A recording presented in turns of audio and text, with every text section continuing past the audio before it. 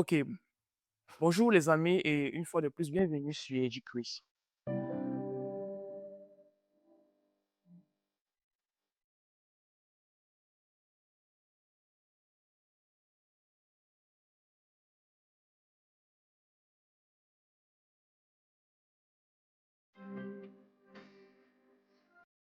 Aujourd'hui, nous allons travailler encore une fois de plus avec la classe de première CD sur la leçon module 1, leçon 2, les alcènes et les alcynes. Et nous allons ensemble, les amis, résoudre l'exercice 4 de cette leçon. Donc, nous allons lire attentivement et nous allons relever les données de l'exercice. Donc, à votre attention, j'écris ici d'abord données.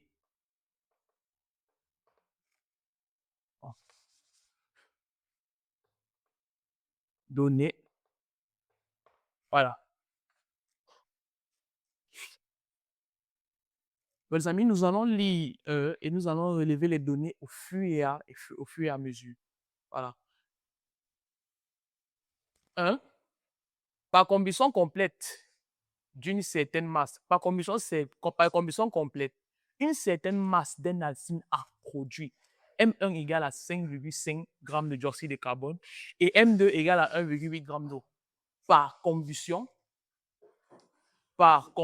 complète, une masse par combustion complète, une certaine masse d'un alcine A produit M1 égale à 5,5 g de dioxyde de carbone. Cela, on vient de donner quoi? La masse de dioxyde de carbone.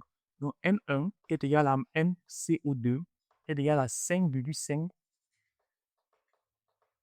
g. Et M2 égale à 1,8 g d'eau.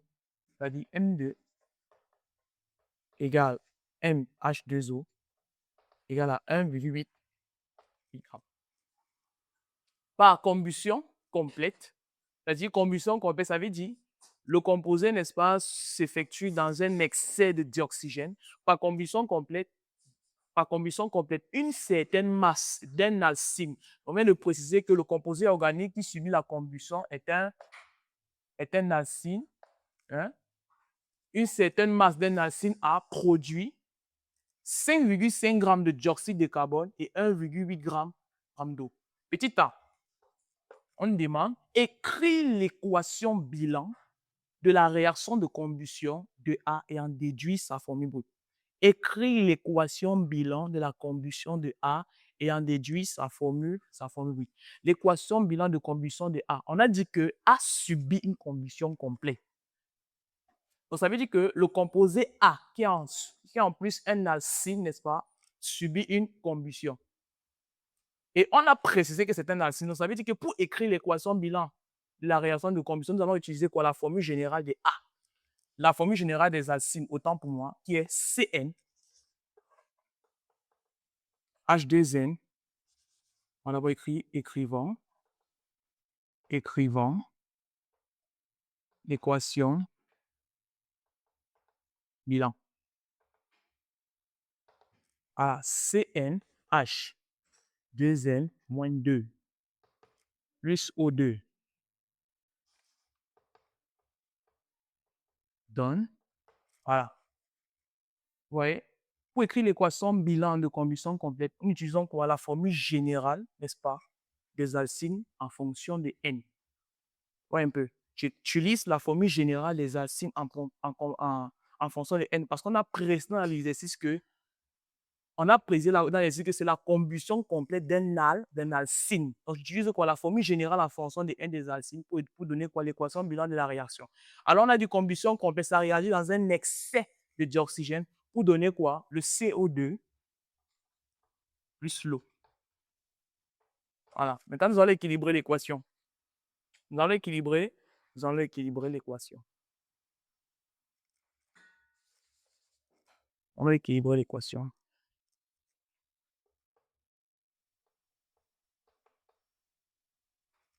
Voilà.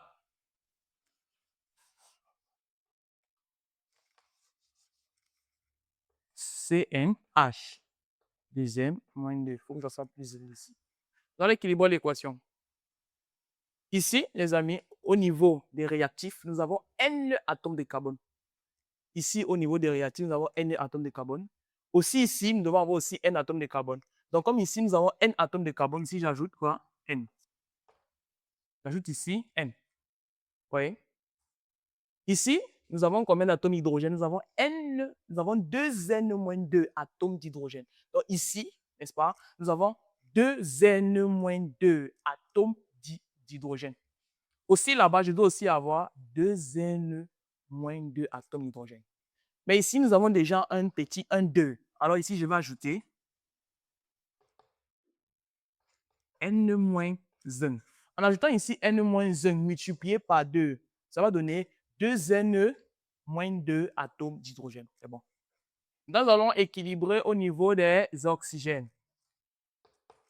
Nous allons équilibrer au niveau des oxygènes. Voilà. Pour équilibrer au niveau des oxygènes, je nomme ici X. Je nomme ici X. Ouais. Je nomme ici X. Je vais totaliser de part et d'autre le nombre d'atomes d'oxygène et je vais trouver la valeur de X. Regardez. Ici, nous avons 0 oxygène. Ici, nous avons 0 oxygène. Alors qu'ici, on a quoi? On a 2X oxygène. Attendez. On a 2X oxygène. Ici, on a 2X oxygène. La flèche veut dire égal. La flèche veut dire égal. Ici, on a quoi? Ici, on a 2N oxygène. Ici, on a 2N oxygène. Plus. Ici, on a N-1 oxygène. On a N-1 oxygène ici. Ensuite, ça me donne 2X égale à 3N-1. Ici, ça fait 2N plus N qui donne 3N-1. Alors, je tire X. X est égal à quoi? À 3N-1 sur 2. Donc, X me donne 3N-1 sur 2. Voilà. Voilà l'équation bilan de combustion complète de l'alcine A. Oui, et qui est bien équilibrée. OK. Nous allons avancer avec la question B. La question B dit ceci. Écris les formules semi-développées. Écris les FSD. FSD. Hein, j'ai abrégé. FSD veut dire formule semi-développée. FSD veut dire formule semi-développée. Écris les formules semi-développées possibles. Et attendez, j'ai oublié. On doit déduire la formule brute. Excusez. Après avoir donné l'équation bilan de combustion complète, n'est-ce pas, de l'alcine A, nous devons donner quoi? La formule brute. Donc, et formule brute. Nous devons donner la formule brute. On se pose la question, comment faire pour déterminer la formule brute? Et nous savons qu'on a affaire à un alcine A. À un alcine A, dont la formule générale, c'est CnH2n-2. La formule générale de l'alcine, c'est CnH2n-2. Et on veut la formule brute de l'alcine A. Alors, si je trouve, n'est-ce pas, la valeur de N, j'ai gagné. Vous voyez ça? Si je trouve la valeur de N, donc je dois me battre, je dois me débrouiller à trouver la valeur de N. Et si j'ai la valeur de N, en remplaçant là, n'est-ce pas, les amis, je trouve la formule brute de A. Alors, je me pose la question, quelle est la voie, quel est le chemin, n'est-ce pas, pour pouvoir trouver la valeur de N? Tout simplement, les amis, en me basant sur les données de l'exercice qu'on m'a donné. Qu'est-ce qu'on m'a donné comme information? On m'a donné quoi? La masse de CO2 et la masse de l'eau. Donc, c'est-à-dire, je dois m'appuyer sur, n'est-ce pas, sur cette donnée-ci, n'est-ce pas? Je dois m'appuyer sur ces données-ci pour pouvoir trouver la valeur de N. Mais comment? Déjà, ici, nous avons la formule, nous avons l'équation bilan de combustion complète de A, n'est-ce pas, qui a été équilibrée en fonction de N. Alors, si j'effectue une relation mol à mol entre le CO2 et l'eau, n'est-ce pas, et je trouve une expression de N, alors je pourrais calculer N et en déduire la formule de A. Parce qu'on m'a donné quoi? On m'a donné quoi? La masse de CO2 et la masse de l'eau. Alors, partant de l'équation bilan de combustion complète de A, n'est-ce pas, j'effectue une relation mol à mol entre le CO2 et l'eau. Vous voyez? Et j'en déduis une expression, n'est-ce pas, de petit n, n'est-ce pas, pour pouvoir déterminer la formule de A. Regardez. Regardez. J'effectue une relation mol à mol. Relation mol en mol. Deux points. On a dit entre quoi et quoi? Entre le CO2 et l'eau. Qu'est-ce que je fais? J'appelle ça N1. J'appelle ça N2. Oui. Ça me donne quoi? N1. N1 sur le coefficient, sur son coefficient stoichiométrique. Donc, N1 qui représente de quoi? La quantité de matière de CO2, hein, sur son coefficient stoichiométrique. Donc, en effectuant les relations mol à mol, n'est-ce pas? Je commence d'abord par le CO2. Je prends N1 qui représente quoi? La quantité de matière de CO2 sur le coefficient stoichiométrique. Lorsqu'on fait la relation mol à mol, on n'oublie pas les coefficients stoichiométriques. Égale à N2 N2, qui est la quantité de matière de l'eau, n'est-ce pas, sur le coefficient stoichiométrique, c'est-à-dire N-1. Oui. Donc, N1, quantité de matière de CO2 sur le coefficient stoichiométrique, égale à N2, quantité de matière de l'eau sur le coefficient stoichiométrique, qui est N-1. Donc, voilà la relation. Voilà la relation, mon amour. Ici, la chimie est finie. Le reste, là, c'est la mathématique. La chimie s'arrête là. Quand j'ai déjà fait la relation mol à mol entre le CO2 et l'eau, la chimie est finie. Maintenant, on passe à la mathématique. Alors, le plus important, n'est-ce pas, mathématiquement parlant, n'est-ce pas, nous allons ressortir, n'est-ce pas, ici, une relation de n. Attention, pas une relation, une expression de n. Une expression de n pour pouvoir déterminer la formule de A. Voilà. Alors, qu'est-ce que je fais? C'est très simple. Je peux remplacer N1 et N2 par leur valeur, c'est-à-dire N1, qui représente quoi? La quantité de matière de CO2 qui est égale à quoi? À la masse. Grande masse CO2, petite masse de CO2 sur la grande masse de CO2.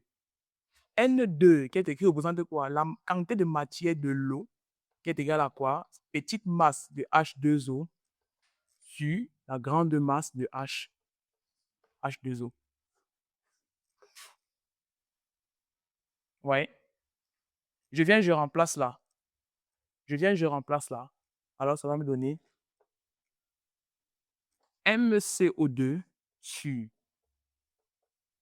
grand M CO2 fois petit n égale à MH2O sur grand M H2O fois N moins 1. Ah, ouais. J'ai remplacé la quantité de matière. C'est-à-dire, j'ai remplacé N1 qui représente quoi? La quantité de matière de CO2. Par quoi? Par petit m sur grand M. J'ai fait la même chose au niveau de N2 qui représente la quantité de matière de l'eau par petit m sur grand M. Donc, j'ai remplacé les expressions de quantité de matière par petit m sur grand M en me basant, n'est-ce pas, des données de l'exercice. Parce qu'on m'a donné quoi? La masse de CO2 et la masse de l'eau. Donc, je ne peux que exprimer la quantité de matière sous forme de petit m sur grand M. À partir d'ici, les amis, pour moi, n'est-ce pas, pour moi, parce que je dis que ici, là, à partir d'ici, la chimie est finie. Après, là, c'est la mathématique. Mais pour moi, pour que ça me soit plus facile, qu'est-ce que je fais?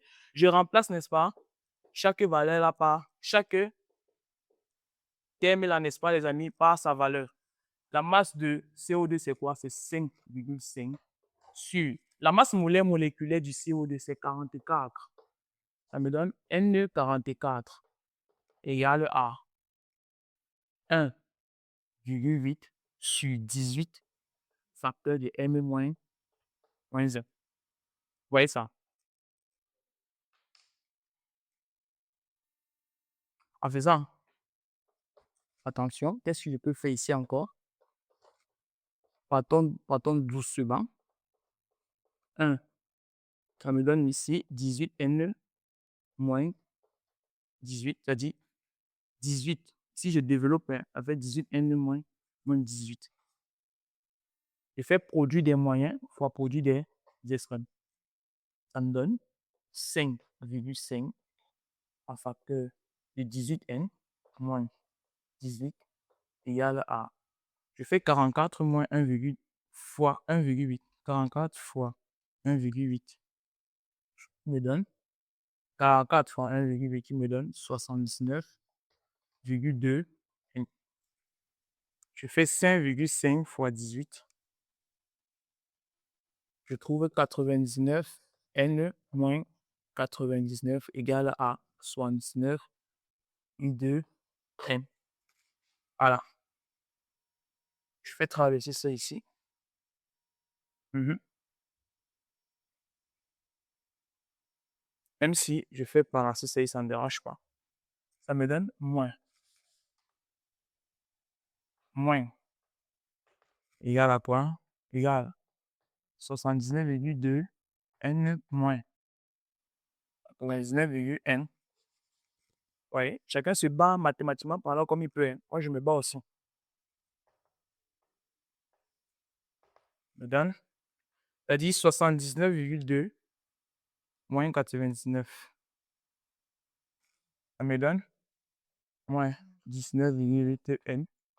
Alors, le chi n, n me donne 99 et moins 6 parts sur 19,8. Enfin, divisé par 19,8. OK.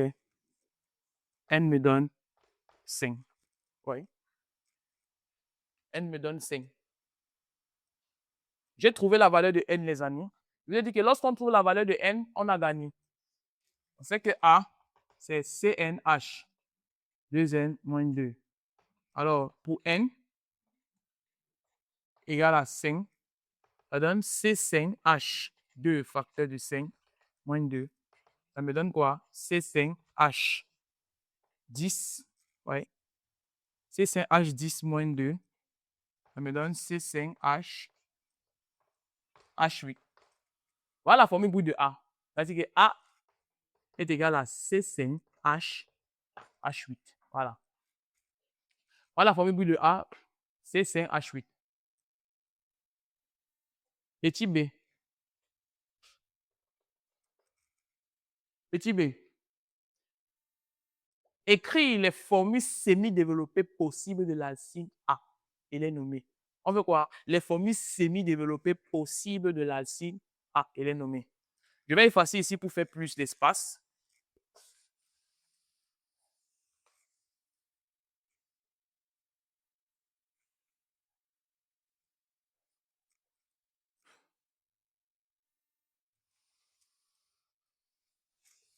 On veut les formules semi-développées possibles de A.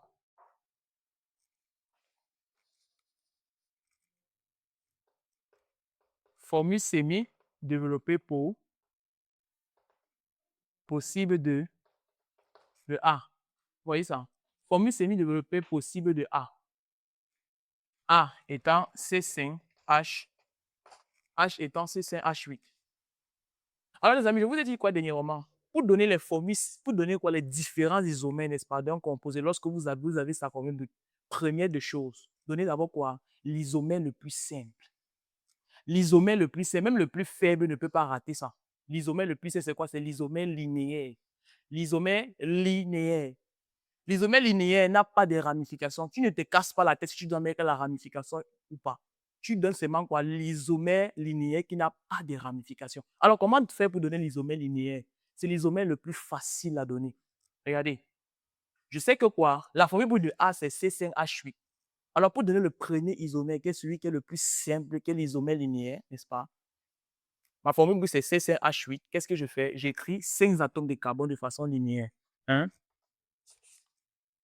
1, 2, 3, 4, 5. Voilà.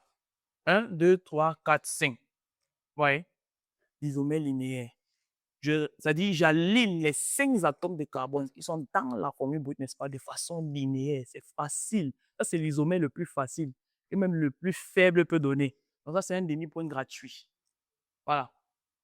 On a précisé, on sait que quoi? Que A, c'est un alcyne. Vous voyez ça? A, c'est un alcyne. Donc, ça veut dire que dans la structure de chaque isomère doit figurer quoi? La triple liaison. La triple liaison. Maintenant, pour aller de façon ordonnée, n'est-ce pas, je vais mettre ma triple liaison en position 1, selon le sens de lecture dont je vais me choisir. Regardez. Vous voyez? Si je mettais ma triple liaison de ce côté, Ça veut dire que j'aurais choisi ce sens-ci comme mon sens de lecture. Vous voyez? Donc, pour aller de façon ordonnée, je mets ma triple liaison d'abord en position 1. Je ne vais pas directement le mettre en milieu de chaîne, mais je le mets en position 1 pour être ordonné dans mon travail, mais en me choisissant mon sens de lecture. Alors, quand je mets ma triple liaison ici, c'est-à-dire que j'ai choisi mon sens de lecture qui ira de ce côté. Parce que vous savez que dans la règle de nomenclature chimique, n'est-ce pas, il y a à un certain niveau ce qu'on appelle la recherche du bon sens de lecture. Vous voyez un peu? La recherche du bon sens de lecture. Vas-y, c'est le sens où, c'est le sens qu'on, c'est ce sens-là, n'est-ce pas, en fait, c'est ce sens-là, n'est-ce pas, qui nous permet, n'est-ce pas, de facilement lire la molécule pour donner son nom chimique, son nom systématique. Donc, en me choisissant, en mettant ma triple liaison de ce côté, je dis que ce sens, en fait, en mettant la triple liaison de ce côté, ça veut dire que ce sens-ci, c'est ce sens que je me suis choisi et je vais continuer à le respecter jusqu'à la fin. Voilà. Maintenant, je respecte la tétravalence des carbones. Ce carbone-ci, elle est une fois. Ce carbone-ci, elle est une fois. Alors, j'ajoute 3 atomes d'hydrogène. Ce carbone-ci, elle est 2 fois. 1, 2. J'ajoute 2 atomes d'hydrogène. Ce carbone-ci, elle est 2 fois. J'ajoute 2 atomes d'hydrogène. Ce carbone-ci, elle est combien de fois? 1 fois, 2 fois, 3 fois, 4 fois. Il est déjà saturé. Le carbone-ci, elle est combien de fois? 1 fois, 2 fois, 3 fois. Alors, j'ajoute un atome d'hydrogène. Voilà. Maintenant, il faut nommer. Il faut nommer. Devant nommer cette molécule, j'appelle ça petit a. Pour nommer cette molécule, les amis, c'est simple, c'est très simple. Nommer cette molécule, c'est très simple. Voilà ça. Ma chaîne linéaire est représentée. Vous voyez? Donc, allons toujours à l'ancienne, comme j'ai l'habitude de vous l'expliquer. Pour nommer cette molécule, n'est-ce pas, comment faire? Comment faire? Première des choses, n'est-ce pas, les amis, je dois localiser dans ma molécule toutes les extrémités carboniques. Je dois faire quoi? Localiser dans ma molécule toutes les extrémités carbonées. Toutes les extrémités carbonées. On a dit quoi? Une extrémité, n'est-ce pas? C'est le bout ou la fin de quelque chose. Le bout ou la fin de quelque chose. Donc, dans cette molécule, je dois localiser quoi? Toutes les extrémités carbonées. Voici une extrémité et voici une deuxième extrémité. Vous voyez? L'extrémité, c'est le bout et la fin de quelque chose. Une extrémité et deuxième extrémité. N'est-ce pas? En représentant les extrémités dans ma molécule, en représentant toutes les extrémités carbonées dans ma molécule, ça me permet de ressortir, de voir facilement toutes les chaînes, n'est-ce pas, que constitue ma molécule. Alors, je peux avoir la chaîne 1 à 2. Vous voyez?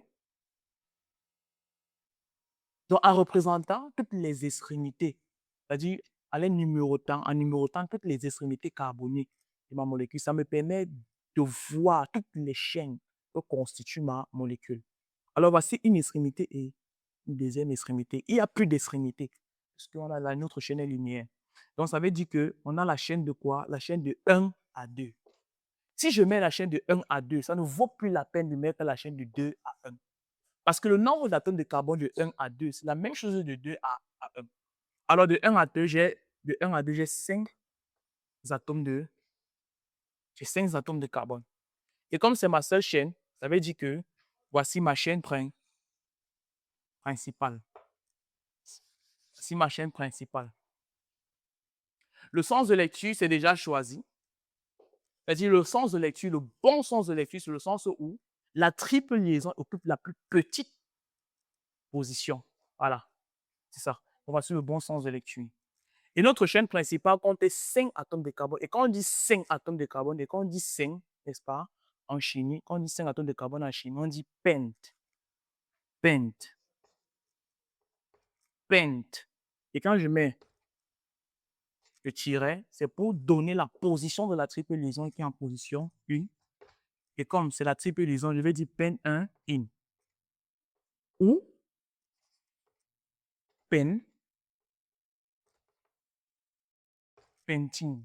Voilà. On continue. On va donner le prochain isomère, l'isomère B. Pour donner l'isomère B, Pour donner l'isomère B, je dois partir de l'isomère A. Hein? Pour donner l'isomère B, je dois partir de l'isomère A.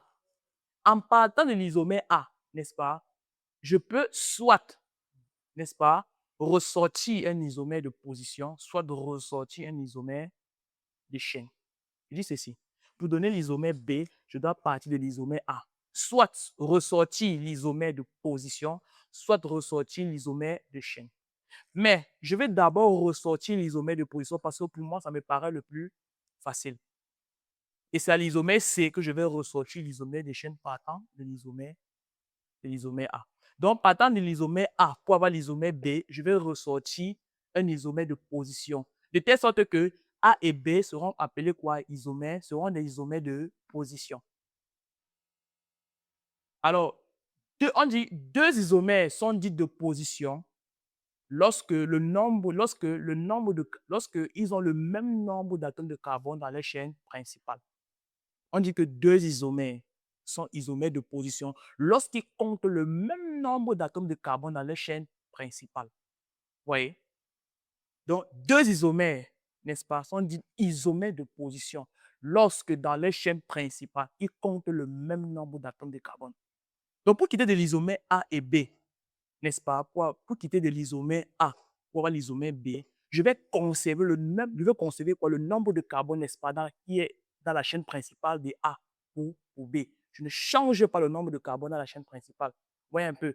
Mais qu'est-ce qui va changer? La position de la triple liaison. Donc, quittant de A et B, je conserve le nombre d'atomes de carbone de la chaîne principale, mais je change la position de la triple liaison, ce qui va faire que A et B seront dits isomères de position. Je conserve le nombre d'atomes de carbone de la chaîne principale et je change la position de la triple liaison. C'est pour ça que je vous ai dit tout à l'heure que deux isomères sont dits de position lorsqu'ils comptent le même nombre d'atomes de carbone, n'est-ce pas? Le même nombre d'atomes de carbone dans la chaîne principale. Alors, voici la chaîne principale de A, de l'isomère A. Voici la chaîne principale de l'isomère A, les amis. Il compte combien d'atomes de carbone? 5 nombres d'atomes de carbone. Donc, je vais aussi représenter dans l'isomère B 5 nombres d'atomes de carbone dans la chaîne principale. 1, 2, 3, 4, 5. Mais qu'est-ce que je vais faire? Je vais changer la position de la triple liaison. Je vais l'enlever de la position 1 pour la mettre dans la position 2. Comme ici. Voilà. Et ce n'est plus le même composé. Parce que ici, c'est en position 1, ici, c'est en position 2. Ce n'est plus le même composé. Maintenant, je respecte la tétravalence des carbones. Ici, on avait le pen 1 in. Mais ici, on va voir quoi? Le pent 2 in. La seule chose qui change, c'est quoi? La position. On va dire que A et B sont quoi? Isomères de position. Maintenant, pour avoir le composé C. Pour avoir le composé C, les amis, je pars toujours de l'isomère A. Je peux toujours partir de l'isomère A. Ouais, un peu. Il est bien vrai qu'il est peut-être possible de partir de l'isomère B pour avoir l'isomère C. Mais je n'ai pas encore terminé avec A. Parce que j'ai remarqué que quoi? Avec A, je peux avoir un isomère de position que j'ai ressorti ici. Et je peux aussi avoir un isomère de chaîne. Donc c'est pour ça que pour avoir le composé C, je termine d'abord. Je vais d'abord épuiser l'isomère A. Donc ça dit, en partant de A, j'ai pu avoir un isomère de position. Maintenant, je peux aussi avoir un isomère de chaîne. Deux isomères, n'est-ce pas, sont dits de chaîne lorsque, n'est-ce pas, le nombre d'atomes de carbone dans leur chaîne principale n'est pas la même chose. Ils ne comptent pas le même nombre d'atomes de carbone dans leur chaîne principale. Je dis deux isomères, je dis bien deux isomères, les amis. Deux isomères sont dits de chaîne lorsque le nombre d'atomes de carbone dans leur chaîne principale n'est pas la même chose. Lorsqu'ils ne comptent pas le même nombre d'atomes de carbone dans leur chaîne principale. Ça veut dire que quoi? Je vais quitter de l'isomère A pour avoir l'isomère C, n'est-ce pas? Mais en ayant des isomères de chaîne. Ça veut dire quoi? L'isomère A, dans sa chaîne principale, a 5 atomes de carbone. Ça veut dire que l'isomère C, dans sa chaîne principale, ne doit pas avoir 5 atomes de carbone. Je vais quitter de 5 atomes de carbone à 4 atomes de carbone. Regardez. 1, 2, 3, 4. Vous voyez? La chaîne principale de l'isomère A a 5 atomes de carbone. Mais pour avoir l'isomère C, la chaîne principale, je décide de le mettre à 4 atomes de carbone pour faire l'isomère de chaîne. Alors on se pose la question, Où est l'isomère? Où est le cinquième carbone? Tout simplement, le cinquième carbone, n'est-ce pas? Je vais l'ajouter ici comme quoi ramifiant. Mais toutefois, je conserve la position de la triple liaison. Vous voyez? Je conserve la position de la triple liaison. Je ne touche pas la position de la triple liaison qui tend de A à C. Mais le nombre d'atomes de carbone de la chaîne principale n'est pas conservé, mais elle est modifiée. Alors, le cinquième atome de carbone, je vais l'ajuster sur l'isomère, c'est comme ramifiant. Vous voyez? Je peux le mettre ici, je vais mettre ici, pour dire que quoi? J'ai coupé ici, pour dire que celui-ci va être ajusté comme ramifiant. Donc, je l'ajoute ici, comme ramifiant, et je respecte la tétravalence de carbone. Voilà. Je respecte la tétravalence de carbone. Vous voyez? Ma chaîne principale ici, la voici. Parce qu'on a dit que deux isomères sont dits de chaîne lorsque ils ne comptent pas le même nombre d'atomes de carbone dans la chaîne principale. Vous voyez, ici, la chaîne principale comptait 16 atomes de carbone, mais ici, la chaîne principale compte combien? 4 atomes de carbone, n'est-ce pas, avec un substituant. Donc, ça veut dire que je quitte de quoi? Regardez, pour nommer ce composé, voici ma chaîne principale, voici le bon sens de lecture, et le bon sens de lecture, n'est-ce pas, le voici. Pourquoi? Parce que en partant de ce côté, la triple liaison occupe la plus petite position. Donc, ce qui fait que ça va me donner quoi? Et j'ai quoi?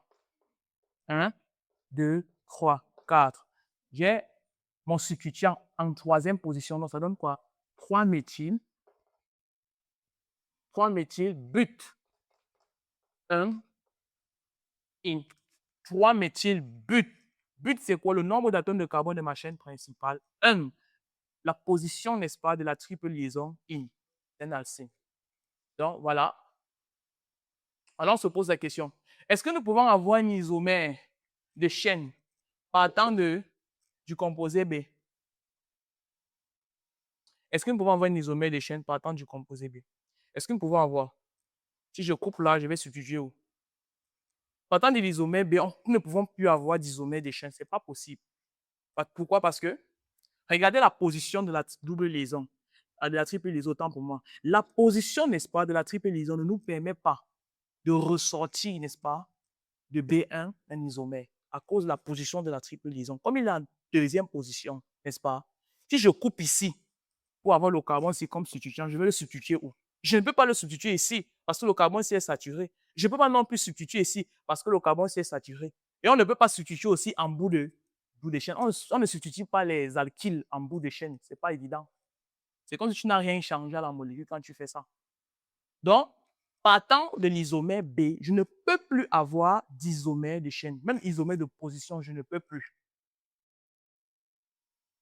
Je ne peux plus avoir aussi d'isomère de position. Parce que si je change la position de la triple liaison et le mettre ici, ça sera toujours le pen2-zyme. Parce que n'oubliez pas, le sens de lecture, c'est le sens où la triple liaison occupe la plus petite position. Alors, lorsque je change la position de la triple liaison pour le mettre ici, d'autres qui ne comprennent rien à la nomenclature, on dit que non, la triple liaison est en troisième position, mais c'est faux.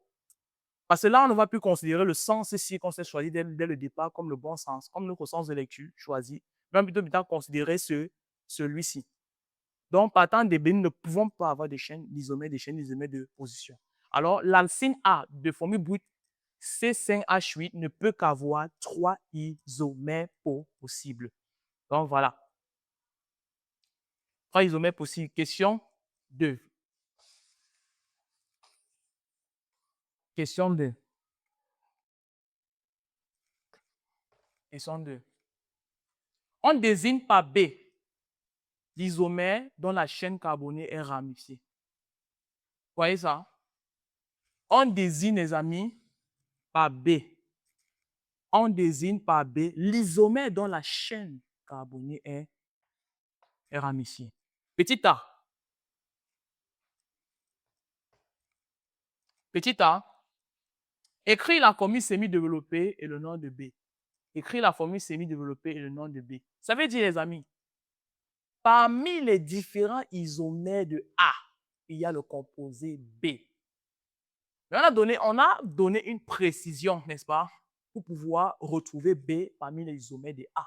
On a dit que B est la chaîne B, c'est l'isomère dont la chaîne carbonée est ramifiée. On a dit que B, c'est l'isomère dont la chaîne carbonée est ramifiée. B, c'est l'isomère dont la chaîne carbonée est ramifiée. Parmi les isomères de A, les amis, il y a le composé B. Et on a dit que B, c'est l'isomère dont la chaîne carbonée est ramifiée. Alors, parmi les différents isomères de A, ouais, cette chaîne carbonée qui est ramifiée, tout simplement, c'est l'isomère C. Vous voyez, c'est l'isomère C. Donc, B, c'est de CH3, CH.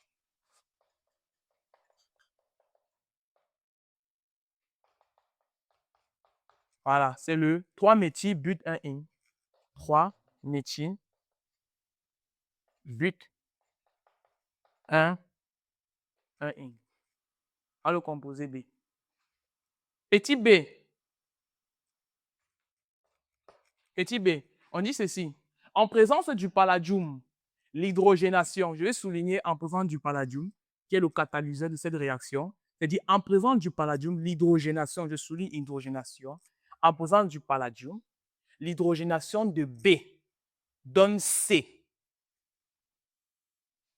En présence du palladium, qui est le catalyseur, l'hydrogénation de B donne C. En présence du palladium, qui est le catalyseur, l'hydrogénation de B donne C. Écris l'équation bilan de cette réaction et nommée C. Il va effacer ici.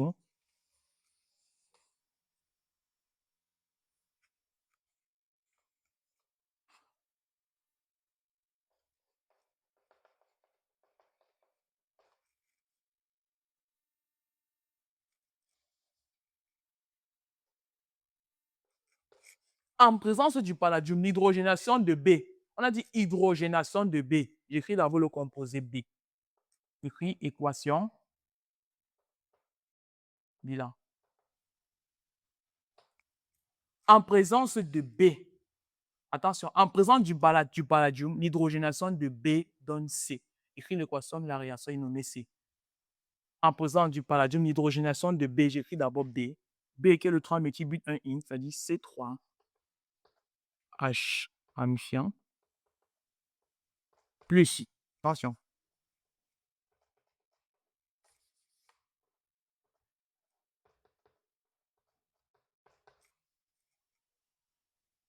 Hydrogénation du palladium. Alors les amis, je vais vous dire un truc. Lisez beaucoup vos cours, les amis. Lisez vos cours. Parce que si tu n'as pas lu ton cours pour savoir ce que c'est l'hydrogénation, quand tu vas arriver ici, hein, quand tu vas arriver ici, tu vas sauter, tu vas t'arrêter là, tu vas aller faire l'autre exercice.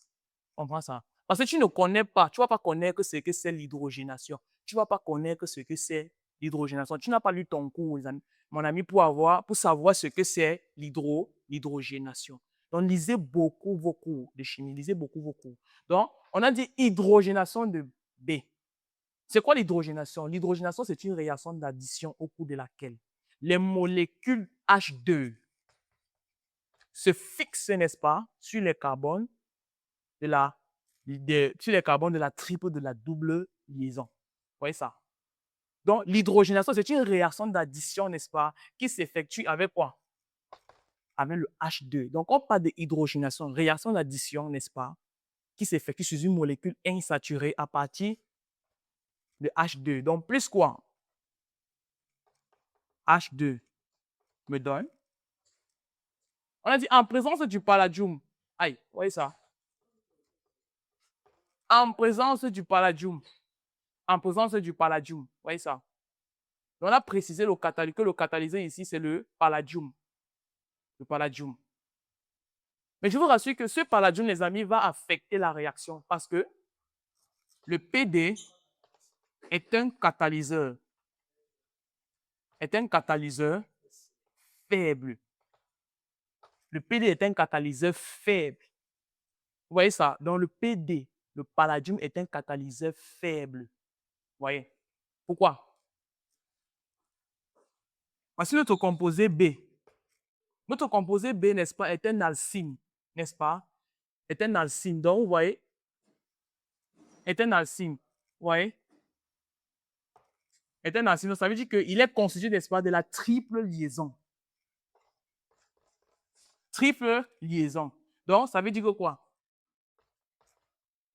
Le palladium, n'est-ce pas, en présence de la triple liaison, en fait, la triple liaison, je veux dire en présence du palladium. La triple liaison en présence du palladium. Vous voyez? Pi, sigma. Vous voyez un peu? Comme le palladium, n'est-ce pas, est un catalyseur faible. Lorsque le dihydrogène va venir se fixer, il ne va que briser une seule liaison pi. Parce que ça manque quoi? Je vais réécrire.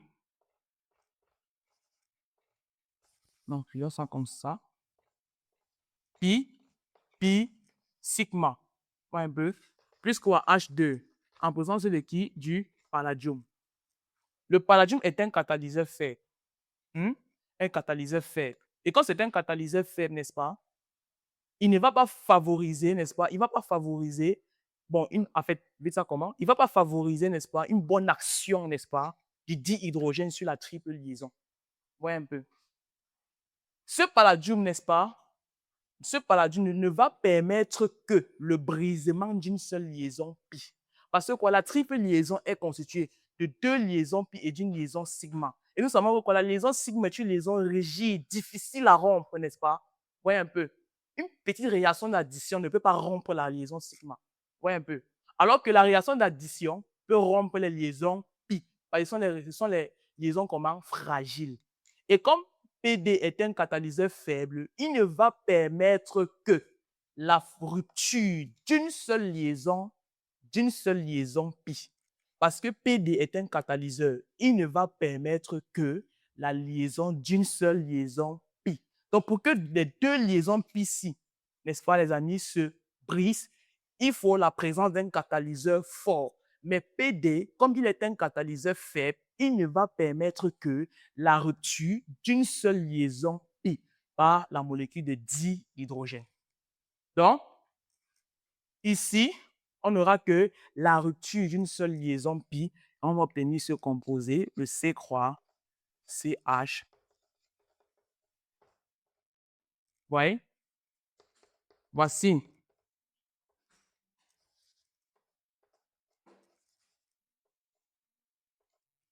Voici la molécule d'hydrogène. Vous voyez?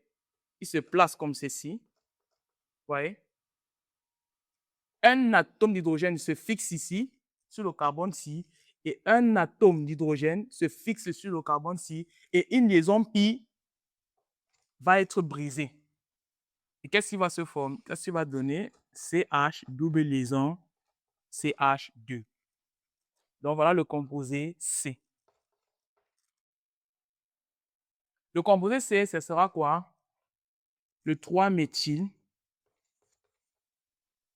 but 2N. 3-méthyl, but 2N. Donc, il donne alcine à un alcène. Donc, il donne alcine à un alcène. Parce qu'il y a une rupture d'une seule liaison pi parce que le palladium est un catalyseur faible. Donc, on va le composer C qui est un alcène du nom de 3-méthyl but 2N. Petit C. Quelle masse de C obtient-on à partir de M égale à 0,34 g de B si le rendement de l'expérience est de 80%? Je vais écrire données. Parce que dans cette partie, il y a beaucoup de données. On dit quelle masse de C obtient-on à partir de M égale à 0,34 g? Quelle masse de C obtient-on à partir de M égale à 0,34 g de B si le rendement de l'expérience est de 80%? Quelle masse de C? Quelle masse de C? Quelle masse de C? Donc, on veut quoi? La masse de C obtient-on à partir de M égale à 0,34 g de B? Donc, on me donne quoi? La masse de B est égale à 0,34 g, n'est-ce pas? Si le rendement de l'expérience est de 80%. On me donne le rendement qui est de 80%.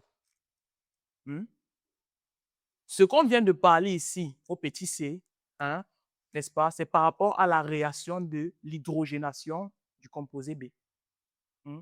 Vous savez dire quoi? On part de 0,34 grammes, de 0,34 grammes de B, n'est-ce pas? À partir d'un rendement qui a donné 80%.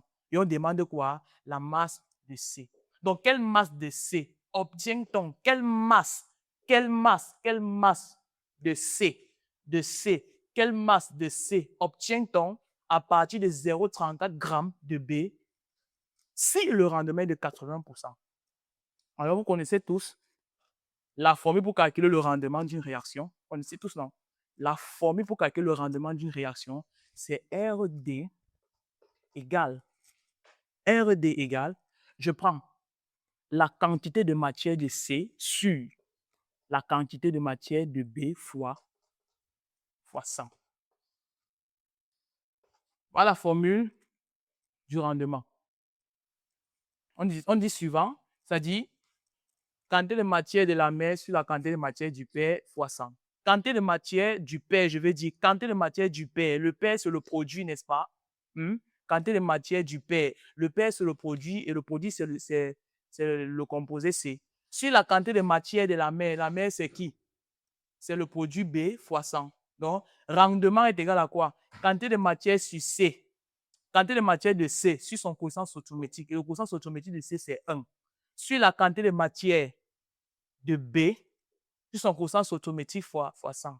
C'est même ça, même en partant de là, il ne faut pas oublier le quotient stoichiométrique. Excusez-moi, je vais reprendre ici. Pour répondre à cette question, on part par la formule du rendement. Il dit que je prends la quantité de matière de C sur son coefficient stoichiométrique. Et le quotient stoichiométrique de C, c'est 1.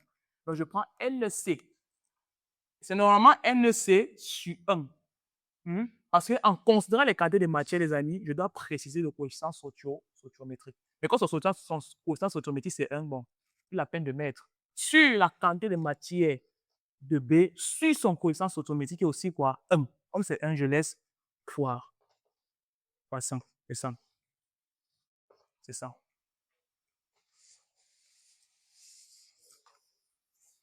Les amis, à partir d'ici, la chimie est finie. Maintenant, chacun malaxe.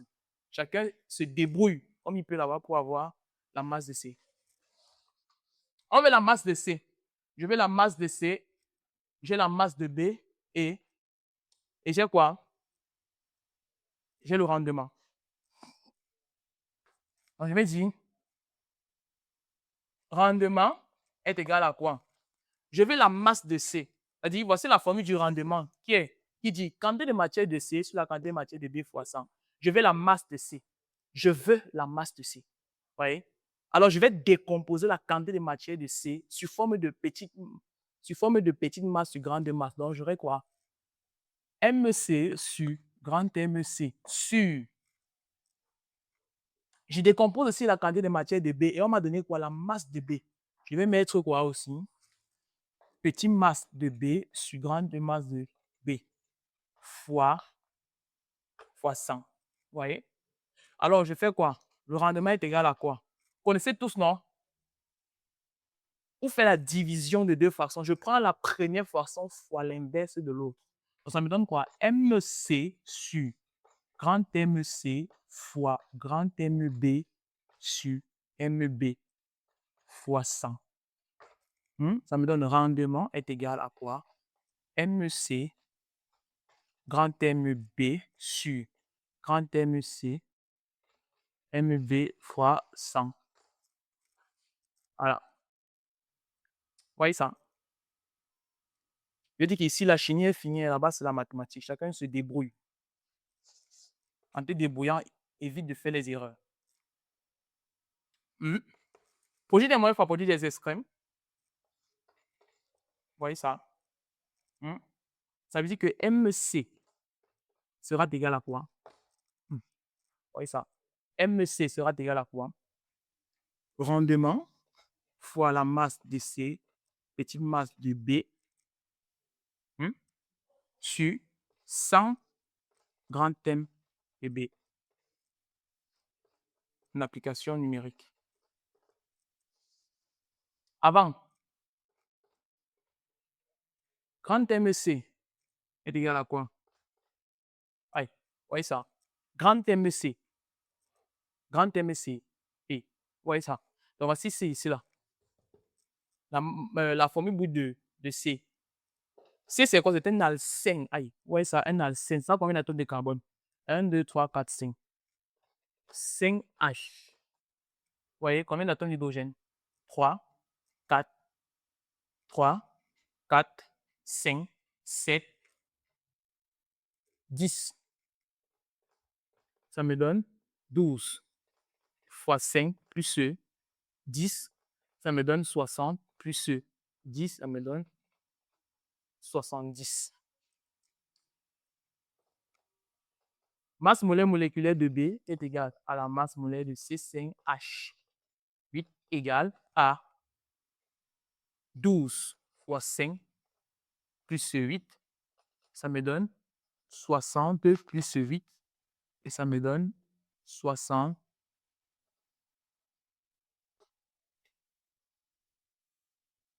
Ça va vite. Vous voyez? Grand MC, c'est la masse molaire moléculaire du composé C6. Et C, c'est un alcène. C'est un alcène. Alors, partant de sa molécule, de sa formule semi-développée, je totalise le nombre d'atomes de carbone, je trouve 5. Je totalise le nombre d'atomes d'hydrogène, je trouve 10. Ensuite, je calcule la masse molaire moléculaire que j'ai trouvée, 70. Arrivé ici, MB égale à quoi? MB égale à quoi? MB, c'est quoi? En fait, on avait la formule de MB. MB, c'est C5H8. Je calcule sa masse molaire moléculaire, je trouve 68. Je fais l'application numérique en paix. Je peux effacer ici.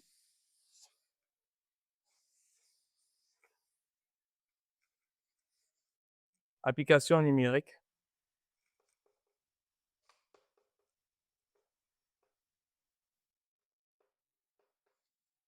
Le rendement, c'est 80. 80 fois 70 fois 0,34 sur 100 fois 68. Alors, à vos calculatrices. Ça me donne.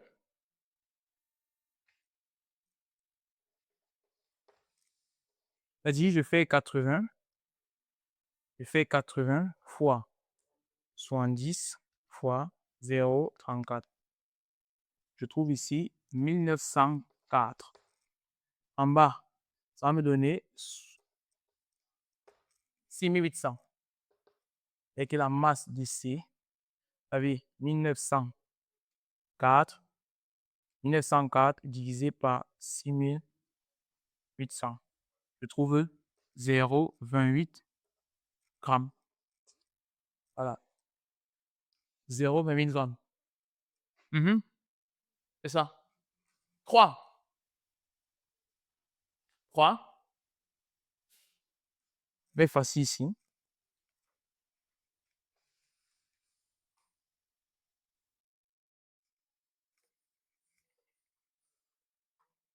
Je vais aussi effacer ici. Je note la masse de C qui est égale à 0,28 grammes. J'efface aussi ici. Nous passons à la question 3 pour terminer. À l'obscurité. Aïe. À l'obscurité. L'action du dibrome sur C. Vous voyez ça? Action du dibrome. À l'obscurité, l'action du dibrome. Je vais matérialiser ça, les amis. À l'obscurité, l'action du dibrome. Donc, je prends C. C. On a dit l'action du dibrome sur C. Action du dibrome sur C. Ça veut dire que le dibrome réagit avec C. Plus quoi? Le dibrome. Le dibrome, c'est le Br2. À l'obscurité, l'action du dibrome sur C donne D. Et quand on a dit à l'obscurité, ça veut dire qu'à l'obscurité, c'est mis comme catalyseur. Donc, ça, c'est une réaction qui se fait à l'obscurité. Obscurité. Donc, à l'obscurité, l'action du dibrome sur C donne D. Petit a. Écrire l'équation bilan de cette réaction en présent le nom du produit B. On demande d'écrire l'équation bilan de cette réaction. C, c'est quoi? Voici notre composé C. J'ai retenu, ne vous inquiétez pas. Équation. Bilan, ça dit CH3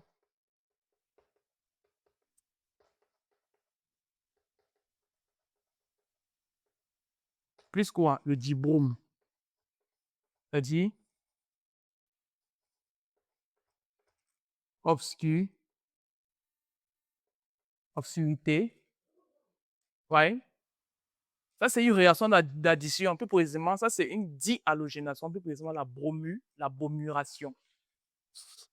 Ça, c'est la bromuration. Donc, c'est une dihalogénation, plus précisément une bromuration. Ça veut dire que le Br2 va venir se fixer, n'est-ce pas, sur les carbones de la double liaison pour obtenir le composé D. Voici comment ça se passe. Le Br2 vient comme ça. Il se place comme ça. Vous voyez? Il se place comme ça. Donc, le Br6 se fixe ici. Celui-ci se fixe ici. Pi, sigma et une liaison pi part. La liaison pi se brise. Donc, quand le Br6 se fixe sur le carbone si et le Br se fixe sur le carbone si, n'est-ce pas, la liaison pi part. Et on obtient ceci. Voici le composé D.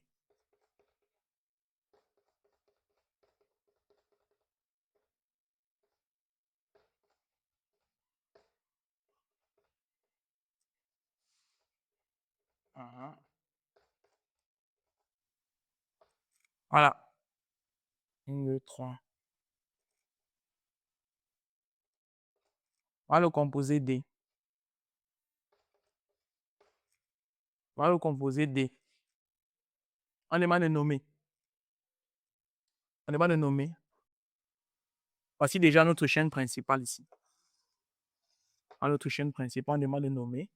Oui. On a combien de substituants? On a 1, 2, 3 substituants. Oui. On a 1, 2, 3 substituants.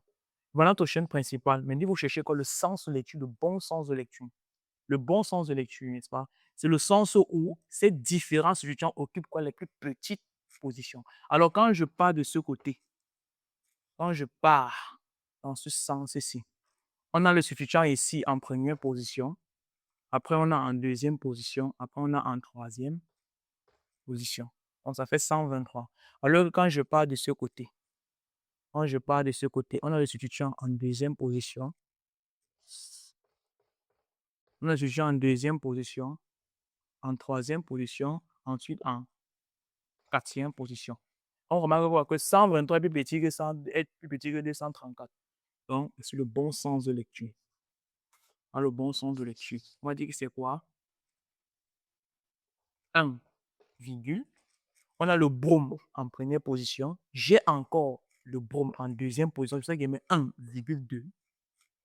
J'ai le brome en première position. J'ai encore le brome en deuxième position. Ça donne 1,2 dibromo. 1,2 dibromo. J'ai dit di parce que dans la molécule, j'ai le brome substitué 2 fois. Dibromo, attention, tiret, 2, 3, méthylbutane.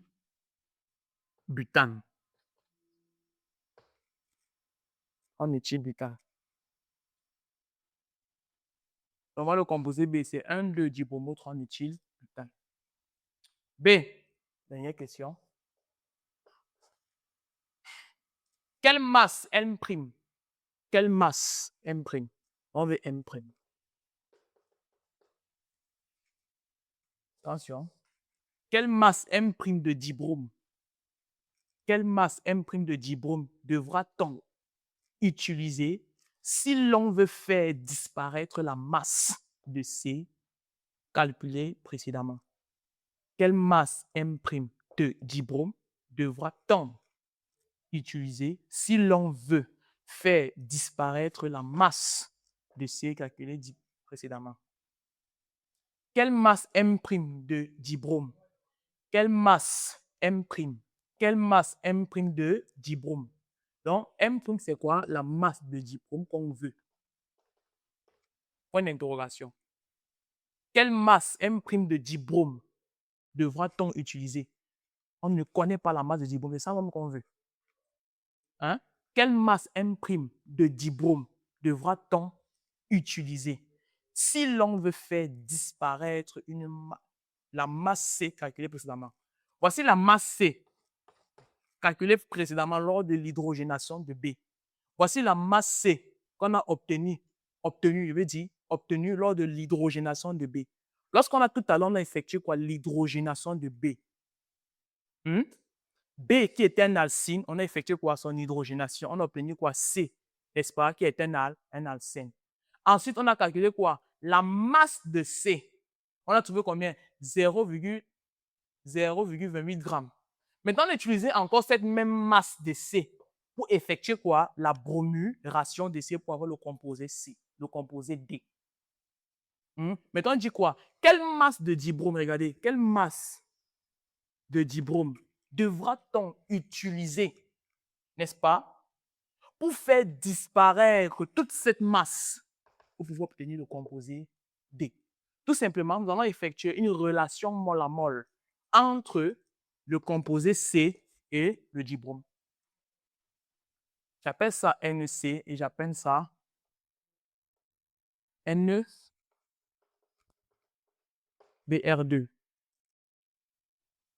On veut la masse de Br2 qu'il faudra utiliser pour faire disparaître toute la masse de ceci qui est 0,28. Je reprends. Lors de l'hydrogénation du composé B, on a obtenu le composé C et qu'on a ensuite calculé la masse.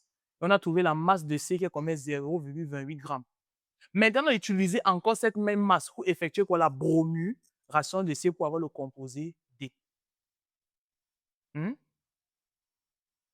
Maintenant, on pose la question. Quelle masse de Br2, quelle masse de Br2 qu'on appelle N', j'appelle ça N'. Quelle masse de dibrome, ou encore quelle masse de Br2 doit-on utiliser?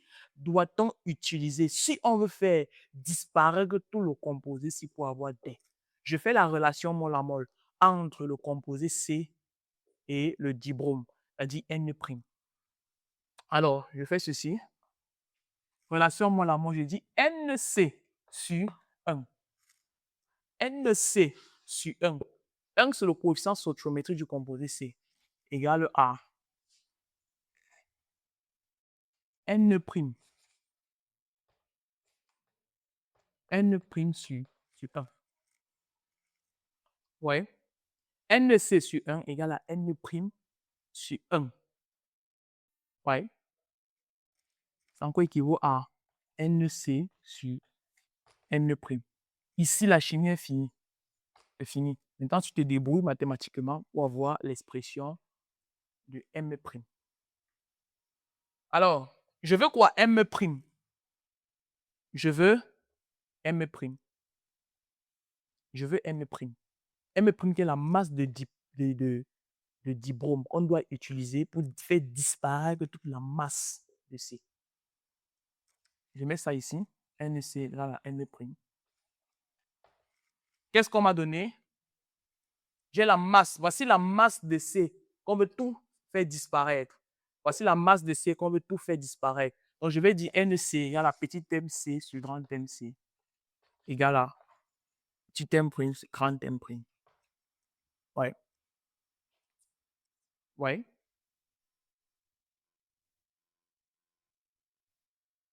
OK. Alors, produit des moyens fois produit des extrêmes, n'est-ce pas? Ça fait MC fois M' égale à M' à grand MC.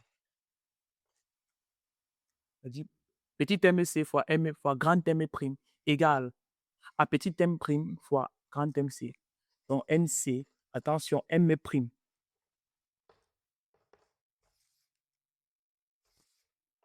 M' est égal à quoi?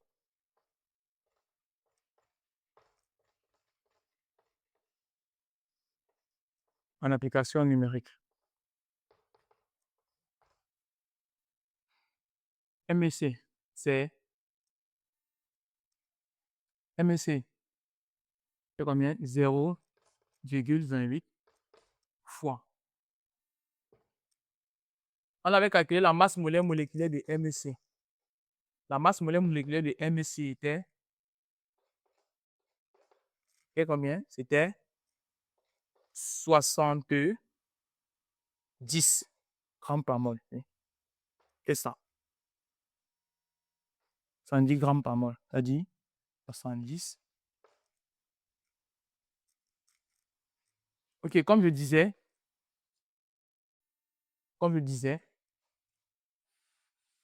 regardez les amis, la masse de C, grande masse de C, et voici la formule brute de C, c'est C5H. C5H, H10. Et en calculant, on a trouvé 70 grammes par mol. Donc, c'est 70 grammes par mol. Maintenant, M'. M', c'est égal à la masse molaire moléculaire du dibrome, qui est quoi? 2 fois 79,19. Voilà. Ça fait 79,19 fois 2. Je trouve 159,8.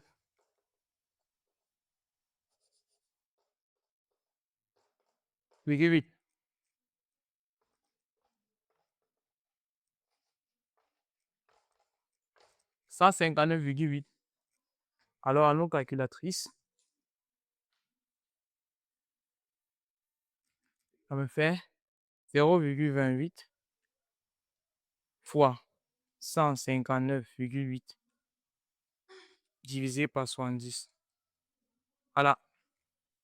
M' sera égal à 0,6392. Donc, on peut dire M' censément égal à 0,64 grammes. Voilà. 0,64 grammes. Voilà. Les amis, voilà l'exercice qu'a creusé l'espace sur les exercices qui étaient corrigés de façon très claire. Vous êtes sur Edgy Quiz. Rendez-vous pour un prochain exercice sur les acènes et les acides.